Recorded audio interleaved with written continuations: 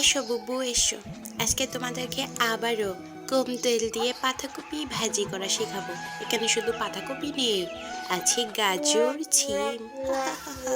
কম তেলে শাক ভাজি রেসিপিটা জানো টিকটকে ভাইরাল হয়ে গেছে, সাথে সাথে আমার কমেন্ট বক্সও ভাইরাল। এত বেশি নেগেটিভ কমেন্ট, এত বেশি নেগেটিভ কমেন্ট। আমি কেন তেল কম খাই এটাই।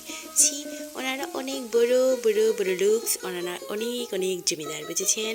তো যাই হোক, পেঁয়াজটা যখন একটু হালকা হালকা বাদামি হয়ে যাবে তখন আমি ছেড়ে দেবো আমার সেই ধুয়ে রাখা পাতাকপি, গাজর, সিম। তারপরে দিয়ে দেবো টমেটো, তারপরে দিয়ে দেবো লবণ আর হলুদ, বুঝেছেন? দিয়ে ঢাকা দিব, আস্তে আস্তে নাড়াচাড়া দিব, আর দেখো হয়ে যাবে। আমি কম তেল দিয়ে ভাজিটা করব দেখে ননস্টিকের কড়াইটা নিয়েছি।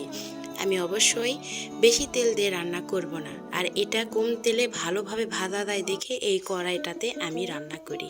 হাই হাই রে, কত কমেন্ট, বাবা গো!